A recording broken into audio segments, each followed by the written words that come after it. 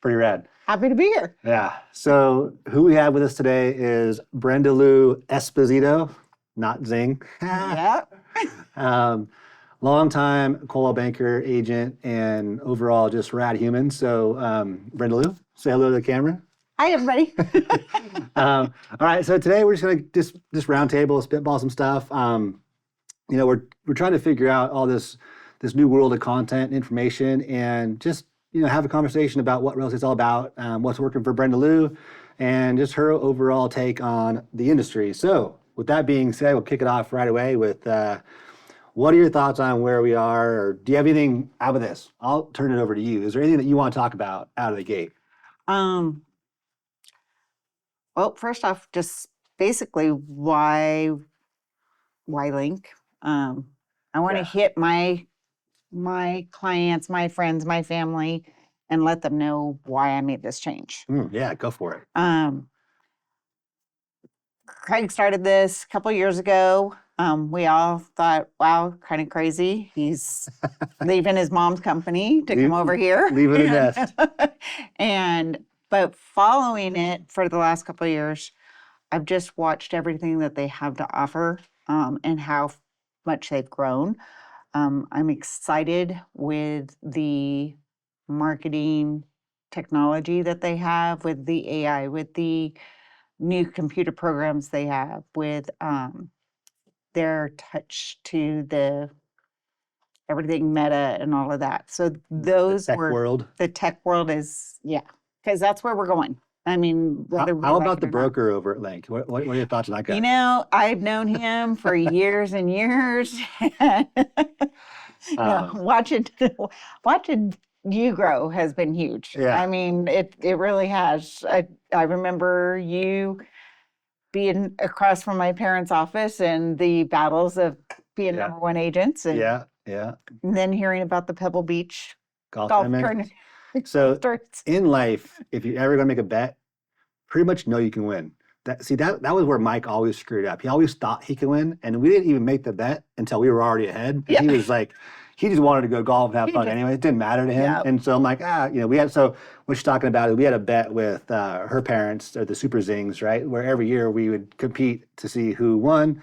Loser paid for a round at Pebble Beach. And so, strategically or selfishly or just, whatever, we would always make this bet mid-year to see where we were. And kind of funny, we always won. And so it was always a good time. But if you're going to make a bet, be damn sure you can win, especially when you're talking about thousands of bucks for a golf round. But anyway, you sliced at Pebble Beach was fun. So that's what she's talking about. He's got that personality, though, that, he would rather do it win or lose, because he's going to win. Yeah, for sure. Either way, he wins. Either way he wins, he gets to go play golf. So, there's that.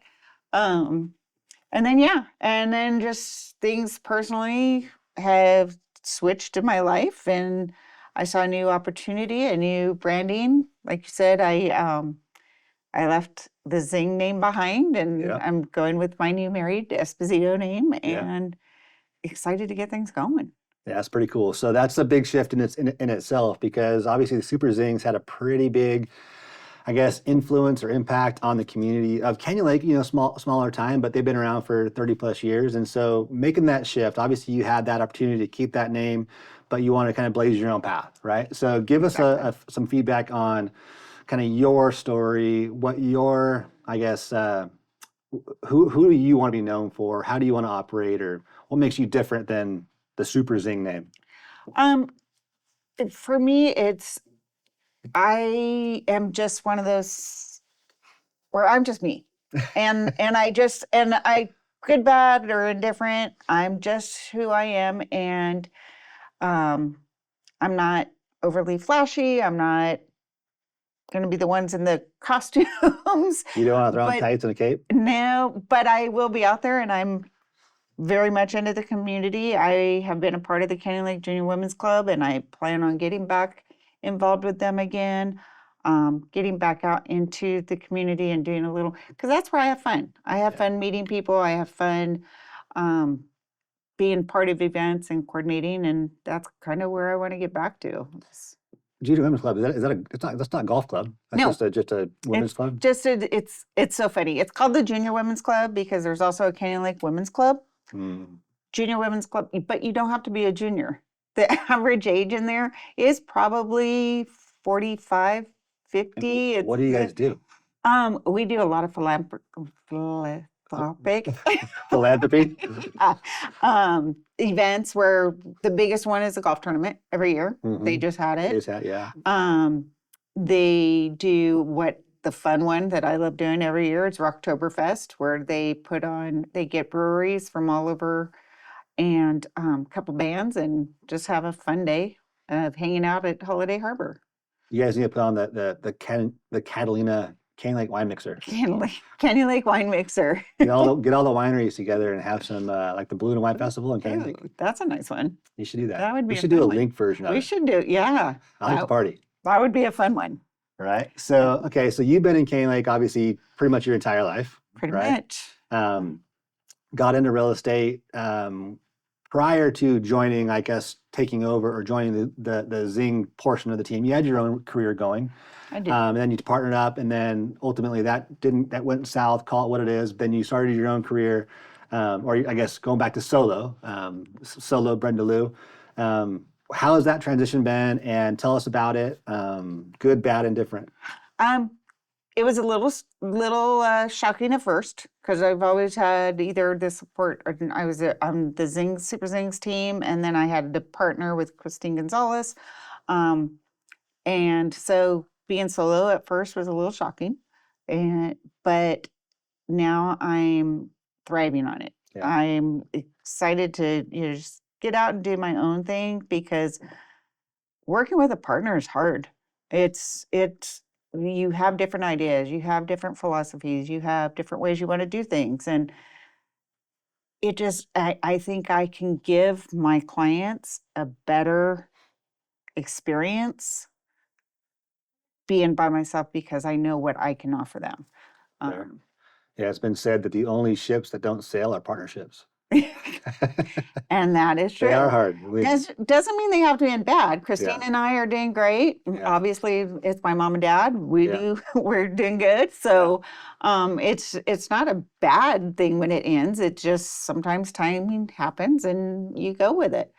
The cool thing, what I get to do too, is you talked about I've been around in it and everything for a long time. I took some time and I worked in the escrow world for a while. I worked for the lenders for a while. The only thing I haven't done is title, but so I did property management for a while. So I can give my clients the overall experience. Right. I can help them, guide them through all of the things that some agents just don't know. And that's important because in this day and age, you have these 3-year-old agents, not 3-year-old agents, agents that have been in the industry for like 3 years, 5 years, that come out and they tout that they're amazing, right? They're going to offer a coaching program on Instagram or a coaching program on something, some shiny new object. But I guess where I'm going with that is I too have been in the industry for quite a while, 27 years now. And we have that old school mentality of like, okay, it's clients first, right? That foundation's been set, I think, for the seasoned agent to where it was always important to have that be about relationships. Now it seems to be shifting so fast into this new tech world, AI world. And obviously we here at Link are trying to embrace both sides of it because we have a whole young team that's going out and creating AI, creating all these new machine learning and augmented reality and all this crazy tech stuff.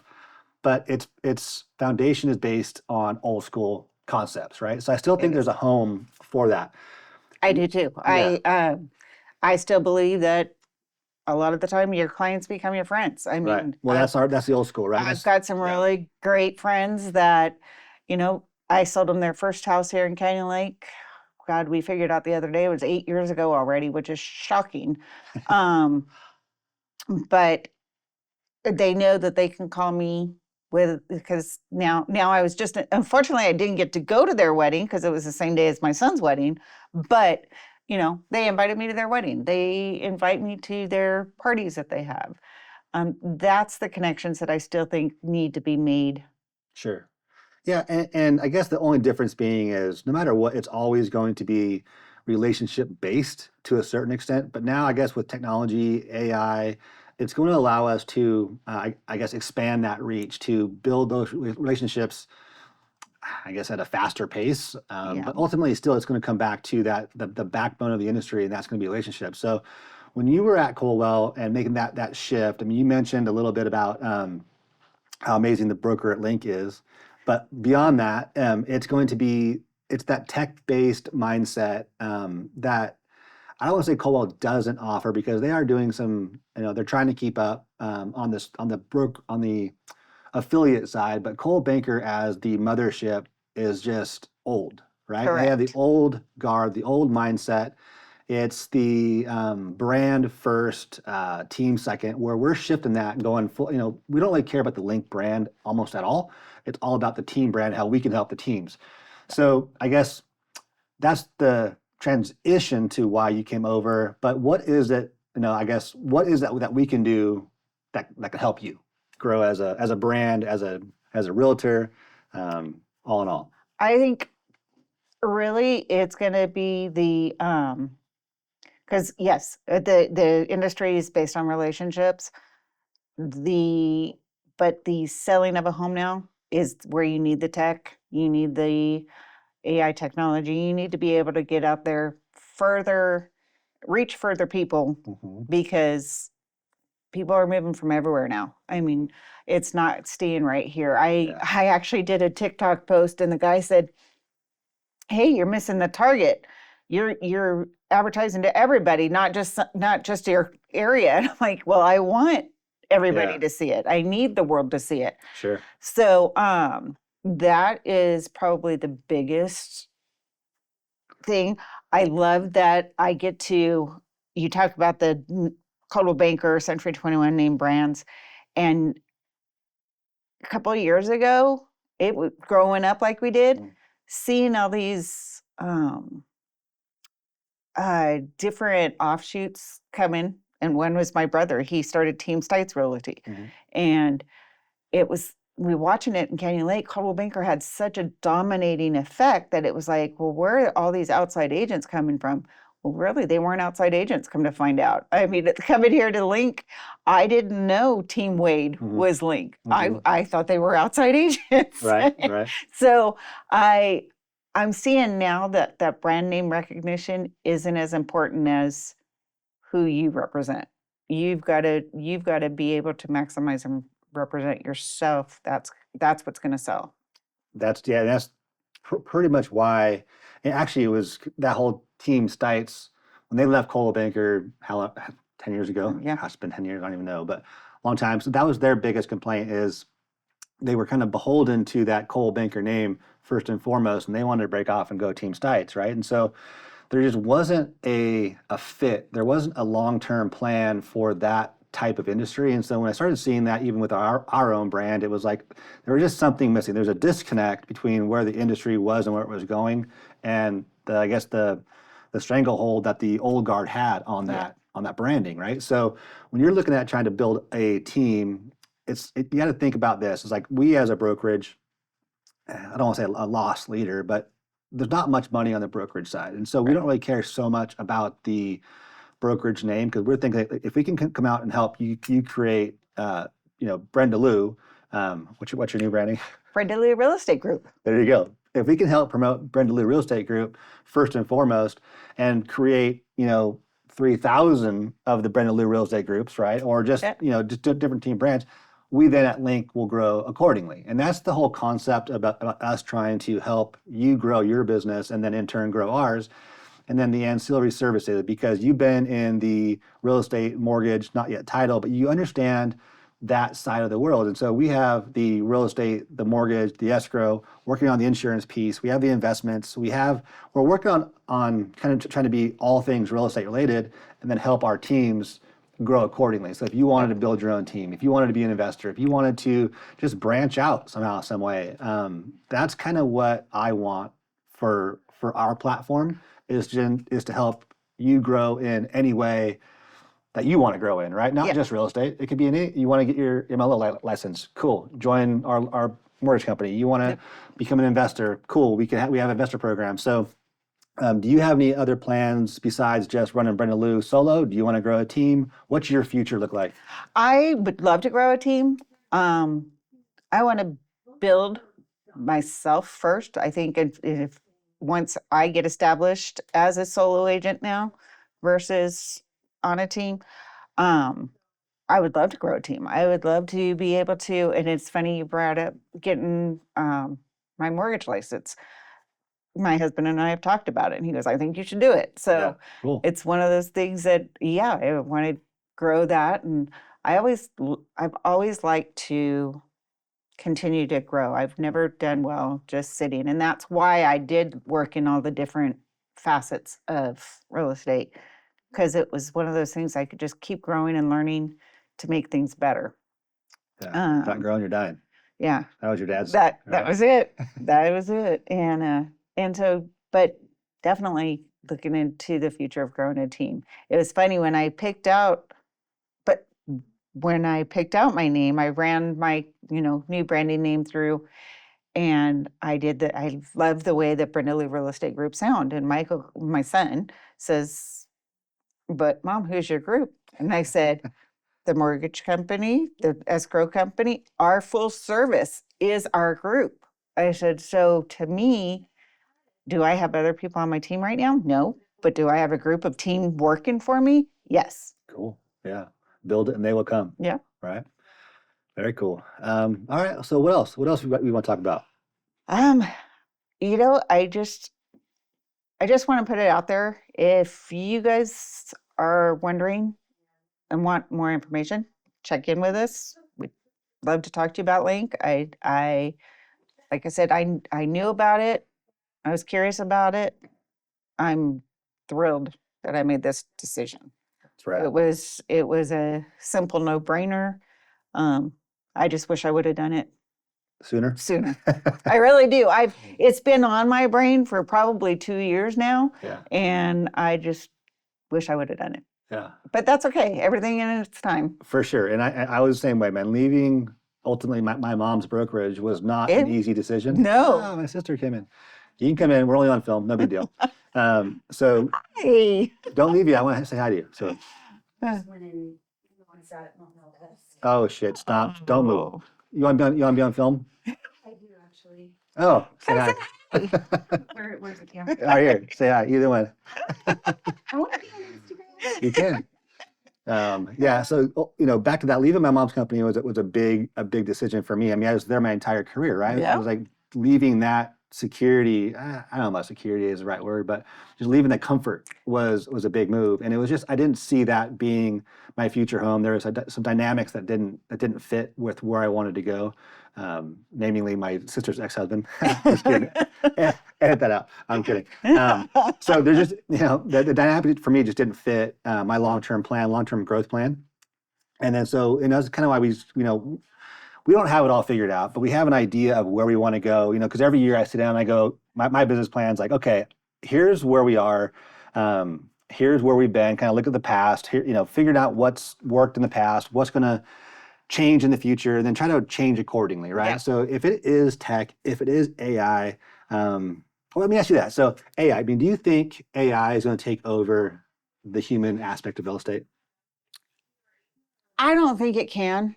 I think it will grow more than it is, but I think people still need the comfort of, I don't want to say hand-holding, but just having somebody there that they can talk to and say, hey, I'm nervous, I'm scared. I just got sent a thing and I'm excited to share it. It talked about 88% of sellers are stressed when they go to sell. And it broke down the reasons why. And one of them really was that they needed somebody to talk to and make them feel like it's okay, because it's a scary process. It's the biggest purchase or sale of their life, right? Yeah. And it's the same for buyers too. One of my favorite is first-time buyers, because they're so cute, but they're so innocent, but they're going to still need you to help them through that process. Yeah. So as far as I think there's always going to be a need. I agree. I agree that, AI is going to come in and help us augment our daily routines, but ultimately, transactions in our industry are not easy, right? We're talking about these, the biggest investment of their lives and how they kind of sift through trying to understand what it all means, helping them make the best decision. Like, you've been seeing me do these little videos for a little while and talking about just the ins and the outs of the process of real estate. And so people get lost in the technology, but they kind of forget that the foundation is in relationships, right? So it's like, okay, well, how about, this scenario or this scenario? Well, even now, I mean, as a broker, I'm coming across a lot of different scenarios that I have never experienced. Right. Agents in general, I think tend to not, I don't want to talk bad about agents, but they don't tend to research themselves anymore. They just focus on the tech aspect and not okay, there's a problem, how do I solve it? Right. They're just reaching for something quickly to, brush it under the rug. Whereas like we were bred on, okay, if there's an issue, solve it or solve it before it's an issue, right? Right. It's communication. Yes. I think that's where it's lost is the communication aspect of our industry, whether it be agent to agent or agent to client, has just been lost. It's that the TikTok generation. It's the keyboard warriors. It's like they don't have the ability to talk to people anymore. Right. It's kind of I hate to see it going that direction. Not to knock our industry or not to knock anybody individually, but it's just, I think foundationally, back to us being a relationship, it's about being able to communicate. It's about being able to answer questions that an AI bot can't. It's about comfort. It's about, there's so many more pieces to the real estate puzzle than to file taxes. Exactly. 'Cause I look at this in so many different ways. You look at like TurboTax for taxes. You look at LegalZoom for creating an LLC. You can look at automated self-driving cars, right? So there's going to be a facet to where AI is going to take over certain industries individually. But when it comes to the core, I guess, of our business, it always comes back to what we're talking about, and it's the foundation of communication, Yeah. right? Well, and you brought up TurboTax.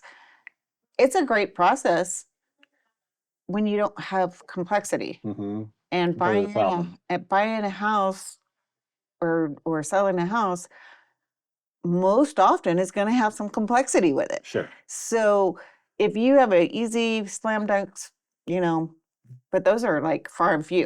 Yeah.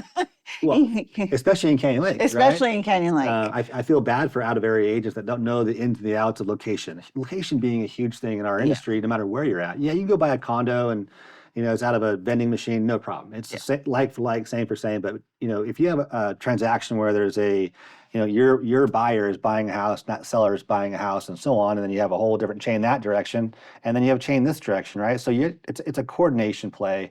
And you see people that just like have an issue and they bury their head in the sand and hope it goes away. Well, shit, man, it's just so much easier just to talk, right? And I see it too right now with agent to agent, like you need a win. You need a win for your client. Well, in my mind, a win for our clients is to meet in the middle or just have a fair playing field or close the transaction, right? Yeah.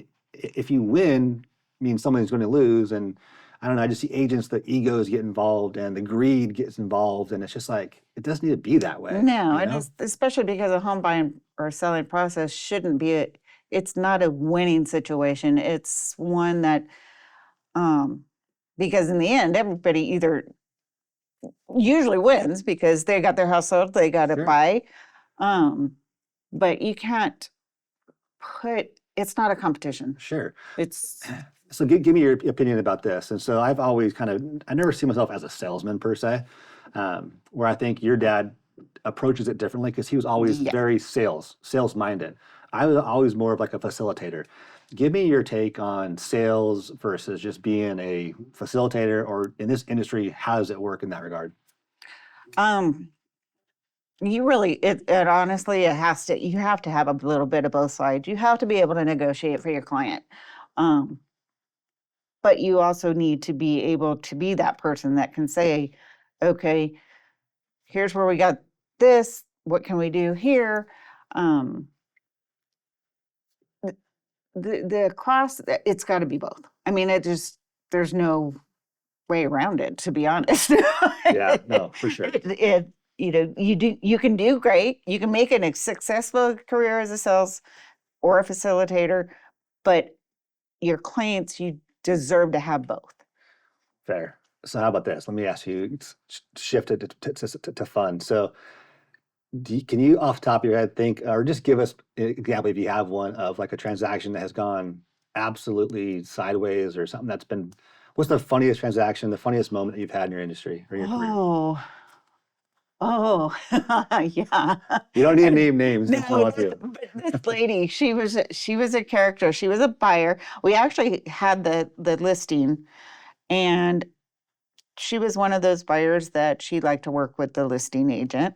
But come to find out, she had gotten into 3 other escrows in Canyon Lake before she got to us, and and she was a character. She paid for everything. First off, I really think she was in her 60s and she just had a brand new baby. Ooh, sweet. And Like adopted or like actually? no, according to her, it was an actual delivery and everything else. It was I'll leave that one alone. it was very strange. And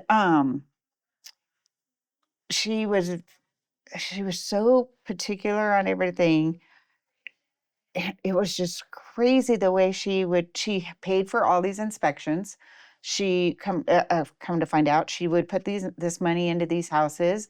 She'd pay for the appraisals. She'd get through, and for us, she came back and said, "Yeah, this place it's too dangerous here."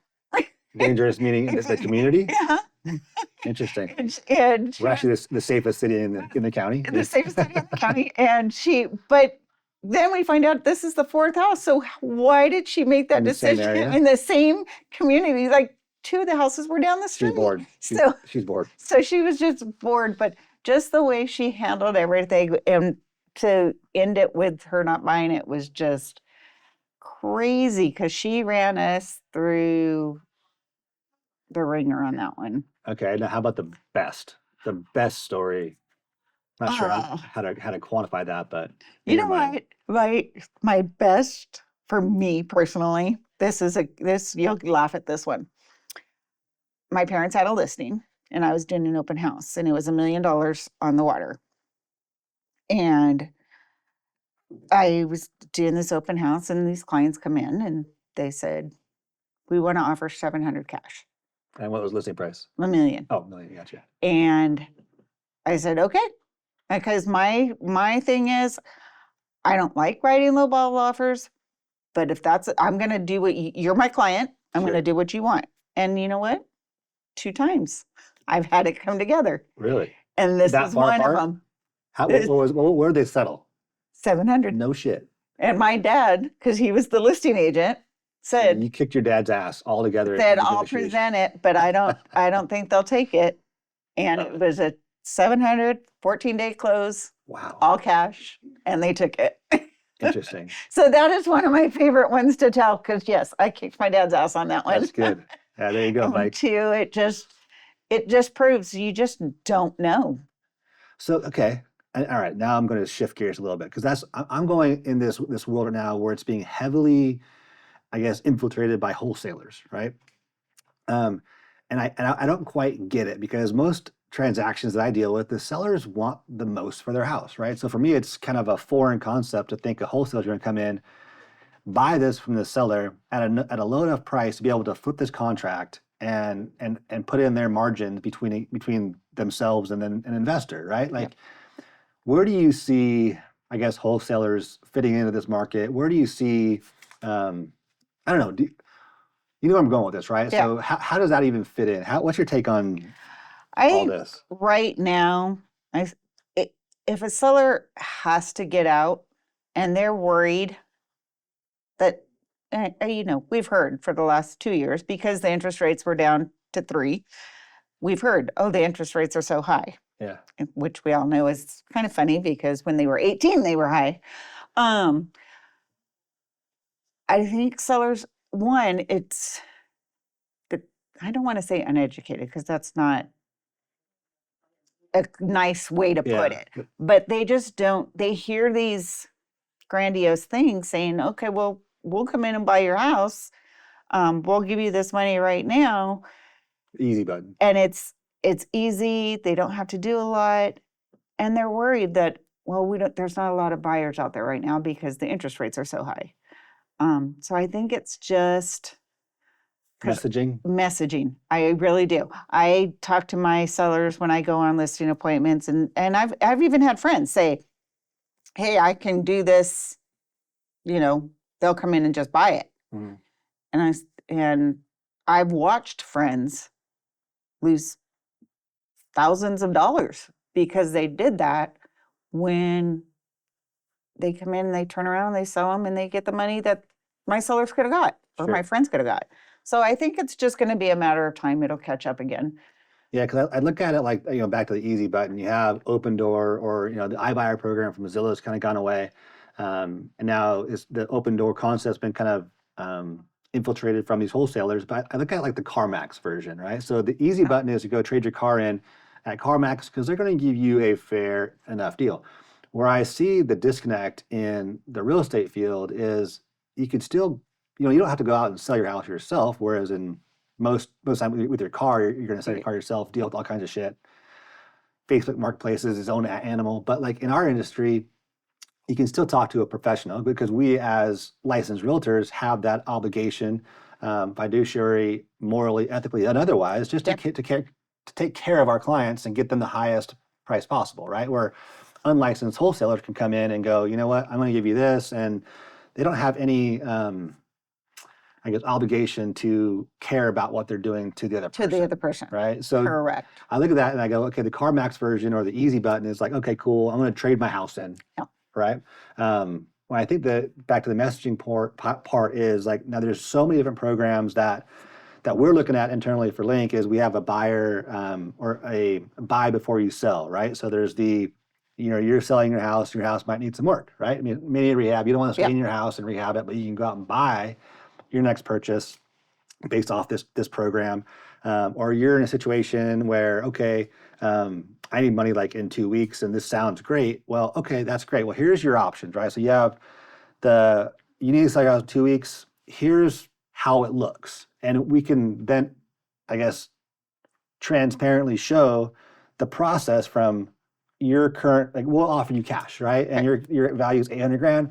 You want it tomorrow, here's 700 grand. You're cool with that, walk away. Well, here's what you could get if you did X, Y, and Z.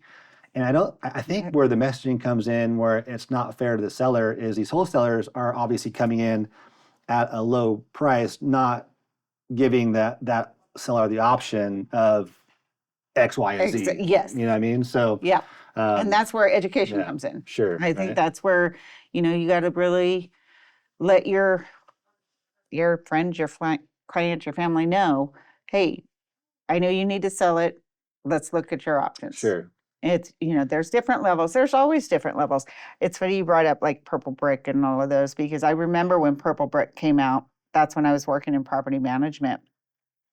And everybody was in a panic. Purple Brick's going to take over the industry. And I laughed because I just kind of sat back and went, I don't see it happening. Yeah. And sure enough, 2 years and they were gone. You never even heard of them again.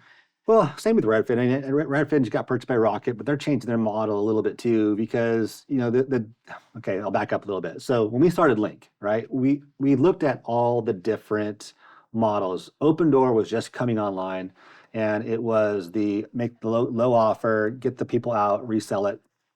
And that's great in an inclining market. Yes. In a flat or declining, you're going to lose your ass. And that's like the concept for me, it didn't make sense where, and that comes from a background of being an investor and, fixing and flipping and selling a bunch of houses. I didn't see that being the end all. So when we're looking at Link, we're looking at, we're looking at blockchain, hence the name Link. I thought we were going heavy blockchain out of the gate, and we've since transitioned. But we got to look at, okay, is it going the iBuyer route? Is it going the peer-to-peer route like Airbnb or like Uber, right? Everyone's going to get rid of taxi cabs. Is it going full tech? Like you got to kind of understand where is the market going and have those conversations.